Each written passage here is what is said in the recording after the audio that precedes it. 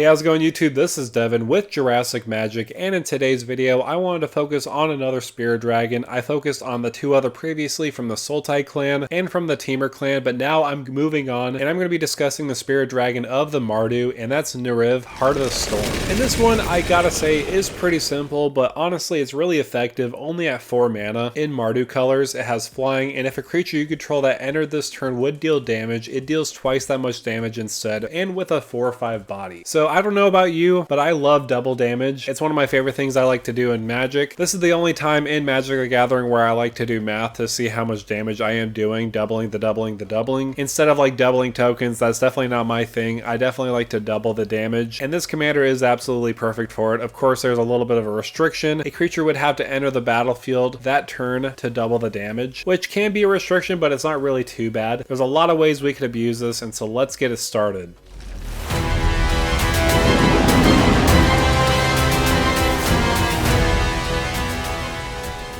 So first things first, what I realized about this commander is obviously a no-brainer. We want to give haste to all our creatures. It doesn't matter what other kind of abilities creatures have. If they get haste, we get additional bonuses. Starting small, you could go with Mass Hysteria. This is great because it's only 1 red mana. It's pretty cheap and efficient. It does have the drawback of all creatures have haste, including your opponent's creatures, but I would say we're definitely using it more than our opponents. Another option to consider is Bitter Reunion. This is essentially a looting effect. You discard and draw 2 cards. But not only that, you could pay 1 mana. Creatures you control gain haste until an eternity. You do have to sacrifice it, so it's a one-time use, but I think it's absolutely worth it, especially for that looting ability, all for 2 mana, and I guess you're technically paying 1 to sacrifice it, but still you kind of get the point. Rising of the Day is another excellent choice. Creatures you control have haste, and most importantly, legendary creatures you control get +1/+0. So at its base, if we cast this, and then the next turn we cast Neriv, Heart of the Storm, it'll be a 5/5, and it'll automatically swing, and instead for 5 damage, it's going to be swinging for 10 damage. It's going to be a win-win for us. The one card I absolutely believe is underrated is Urabrask the Hidden. A lot of people talk about Jin-Gitaxias, Elesh Norn, but nobody talks about Urabrask, and I think Urabrask is one of the perfect includes in this deck because creatures you control have haste, obviously, but most importantly, creatures your opponents control enter the battlefield tapped. This is great in situations where you want to swing at somebody and they can't really have any blockers because their creatures enter the battlefield tapped. This can be useful in those type of situations. So I do believe haste is pretty critical in this deck. Definitely something I highly recommend. If anything else, you're going to be hasting out your commander and swinging for a decent amount of damage. But now I wanted to focus on some other options as far as entering the battlefield that turn. That kind of clause can be used for different strategies. One option that I thought about was Myriad, mainly because when you have a creature that swings with Myriad, 2 other token copies are going to enter the battlefield swinging at 2 other opponents. They're going to deal a lot more damage to those other 2 opponents than that 1 opponent. So something like Battle Angels of Tyr is going to be incredible. When we swing in with this, we're going to make 2 more copies on the battlefield that are tapped and attacking to our opponents. And this has a great catch-up mechanic of drawing cards, making treasure tokens, and gaining life. I also really love Blade of Selves. This is another incredible option because equipped creature has Myriad. So any creature that's on the battlefield that's a non-legend, you could absolutely totally take advantage of. And if it has a great ETB or a great attack trigger or a great combat trigger, all of it's going to be useful because we get to deal double damage with our commander. But you kind of can bypass that legend rule with the Master Multiplied. This is actually really good in this deck because it has Myriad and the legend rule doesn't apply to creature tokens you control, and triggered abilities you control can't cause you to sacrifice or exile creature tokens you control. So let me tell you, I totally had the pleasure of playing against this card. I only say that sarcastically because it overwhelmed the entire battlefield. I can't even imagine doubling the damage of all those creatures that enter the battlefield with Master Multiplied, because all those Master Multiplied will have Myriad, and the more you do have on the battlefield and you swing with them, the more copies you're going to make and the more double damage you're going to deal with your commander. It's honestly probably going to be one of the best cards you could throw in the entire deck because you're constantly making new and new tokens, and it's almost like an avalanche of the masters entering the battlefield. So that's something to consider. The Master Multiplied can be a headache, but it can be a good win con. On the side note, I do also like Duke Older Raven Guard, mainly because it's like another Blade of Selves. However, a creature will gain haste and Myriad until end of turn, but it's only 1 creature you control, but that's still going to be enough. Again, another awesome card, but honestly nothing quite like like Legion Loyalty, this is probably going to be a great game ender. Creatures you control at myriad. Every creature you have on the battlefield is going to have myriad, and think about the number of math you have to do, and on top of that, all of them will deal double damage. So if anything else, this is going to be math.deck. Another great way to use your commander's ability of doubling damage is by using ninjutsu. This is a great way because usually when you ninjutsu a creature in, they enter the battlefield that turn, so that way you can double the damage that way. I will say there aren't a whole lot of ninjutsu cards that you could utilize in the deck because mostly they are in blue and black, but there are a decent amount of black cards that you could utilize. Orochi Soul Reaver is an incredible option. Whenever one or more creatures you control deal combat damage to a player, create a treasure token and manifest the top card of that player's library. So this will help you ramp a little bit further, all the while manifesting and stealing some cards from your opponent's library. The same can be applied for Nashi Moonsage's Scion. It's like a mini Atali when it deals combat damage, and it's another way we could steal our opponent's cards. I would say another funny choice would be Blade Blizzard Kitsune, mainly because it does have double strike and with a 2/2 body, so you're doubling the damage and also giving a double strike. So if my math is correct, you're dealing 8 damage off of just one combat. So yeah, again, I'm a little selective on the amount of ninjutsu cards you could throw in because there isn't a whole lot, especially with Mardu color combination, but there is some that I believe can be a great option in this deck. So of course there is haste, there is myriad, and there is a little bit of ninjutsu in this deck, but another thing I wanted to focus on is doubling damage. To me, nothing brings more joy than counting how much damage you are going to be dealing to an opponent, whether you're doubling the damage off a double strike, off of doubling the power, and of course doubling the damage. So let's take a look at some options that I would put in the deck, and I wish Obosh could have been a companion for this deck, but too bad that Neriv is 4 CMC instead of 5 CMC. It could have been perfect. Oh well. Some damage doubling creatures that you could utilize is Gisela, Blade of Goldenite, and Twin Flame Tyrant. Gisela is a little bit more expensive, but obviously it has a little bit more of abilities. If a source would deal damage to you or a permanent you control, prevent that damage half rounded up. But of course, most importantly with these creatures is the fact that they are doubling damage to your opponents or permanents they control. I love Twin Flame Tyrant. It's definitely going to go in a lot of these different decks, especially the new Teamer Dragon deck. Another card that I find very fascinating in this type of deck is Uncivil Unrest. Creatures you control entering the battlefield will have Riot, so whether they get 1/1 counters or haste, either one's going to be a great option if we have our commander out on the battlefield. And if you don't have an haste option, you can utilize that by giving them a haste. But there might be a time where you might want to hold back and just give it a +1/+1 counter because it's going to deal double damage anyways because it has a 1/1 counter on it. Honestly, the best of both worlds would definitely be you having a haste outlet on top of Uncivil Unrest in the battlefield, because then you get a double the damage when you have your commander and this on the battlefield. And of course, there's a lot of other options that you could utilize in the deck. Those are just some of my personal favorites, and this is more of a video just giving you suggestions on how to brew around this commander. Of course, there's a lot of different ways to utilize different strategies of entering the battlefield. Haste is obviously going to be a great include no matter what, because you want to give your commander haste so that I could swing in for a huge amount of damage and other creatures. But not only that, myriad is probably going to be an insane option too, especially with a master multiplied. That is just degenerate to me. Definitely something I never want to see in the wild. But now I would love to hear from you. What are your thoughts and opinions about this commander? Do you plan on building it yourself? What other options would you include in this deck? Again, this is a very aggressive commander, and I could see it being very popular. So now that I've said that, make sure to like, share, and subscribe to the channel. And with that out of the way, thank you for stomping by.